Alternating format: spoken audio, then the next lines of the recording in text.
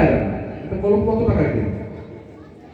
আমার যে সিস্টার কলমগুলো আছে 1 টাকা না, সিস্টারটার দাম 4 না। একটা যদি কলম নেই ওই কলম দিয়ে 6 মাস যায়, মাঝে মাঝে 4 টাকা দিয়ে সিস্টারটা কিনি, সিস্টারটার দাম 4 টাকা, মানে যেটা ভিতরে ঢুকানো হয়।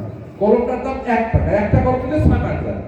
আর তুমি যদি ভালো করে পড়ো, তোমার বাবা মা বা আমাদের অভিভাবকরা এখন এত ডেডিকেটেড ফর এডুকেশন, শিক্ষার জন্য তারা এত বেশি ডেডিকেটেড, আমার মনে হয় যে গায়ের চাপড়া যদি বৃদ্ধি হয় তাও তোমাকে প্রতিদিন তারা দুটো করে কলম কিনে দেওয়ার চেষ্টা করছে। কিন্তু তাদের এই ডেডিকেশনটাকে আমরা মনে করতেছি চাপ, প্রেশার।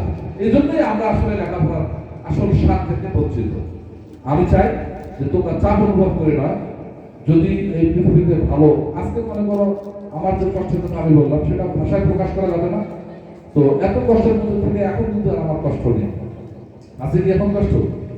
যদি মনে করো টাকাওয়ালা মানুষের তালিকা করে, সম্মানী লোকের তালিকা করে, ভালো টিচারের তালিকা করে, কোনোটাতে আমার কোথায় বাদ দিতে পারবে না। টাকার কথা হিসাব করলেও আমার নাম বলবে, সম্মানের কথা বললেও আমার নাম বলবে, ভালো টিচারের কথা বললেও আমার নাম বলবে।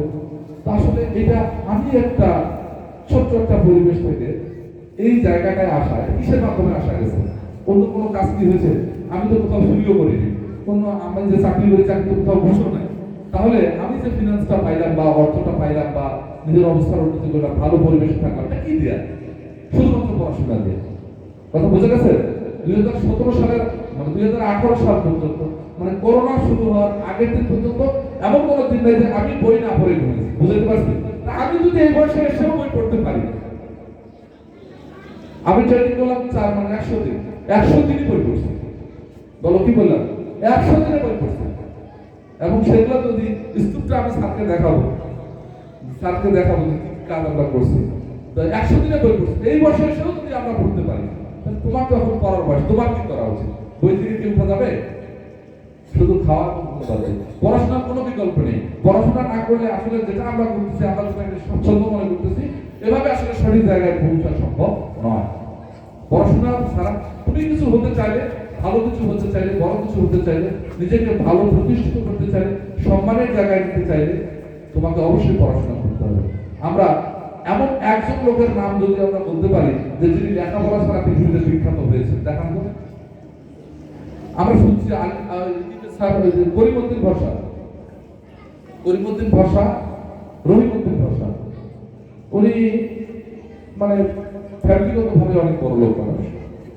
ওনার অনেক শিল্প কারখানা ছিল, আছে, তো এখনো আছে। তো এখন আর ওনার মালিকানা নাই একটা, উনি 4 মাস থেকে নিখোঁজ। তো কোটি কোটি টাকা সম্পদ কেন উনি নিখোঁজ হলো? কেন ওনার সম্পদ গুলা তার অজান্তে অন্য কেউ নিয়ে নিল? আপনি বোধহয় জানেন না হিস্ট্রিটা। ওনার সম্পদ আর এখন ওনার কাছে নাই। ওনার ছেলেরা কিভাবে, ফ্যামিলির লোকে কিভাবে কুফল করে সকল সম্পদ নিয়ে নিয়ে ওনাকেও নাকি 4 মাস থেকে খুঁজে পাওয়া যাচ্ছে না। যদি ওই লোকটা উচ্চশিক্ষিত হতো তাহলে কি এই ঘটনাটা ঘটতো? আসলে শিক্ষার সব ক্ষেত্রে দরকার, শিক্ষার কোনো বিকল্প নেই। আমি অনুরোধ করবো যে আসলে লেখাপড়ায় মনোযোগ দাও। এগুলা সাপ্লিমেন্টারি যেগুলো বিষয় আছে এগুলো ক্ষণিকের জন্য।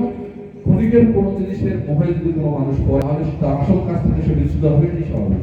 এই কাজগুলো থেকে বিরত থাকবে, ভালো করে পড়াশোনা করবে। আর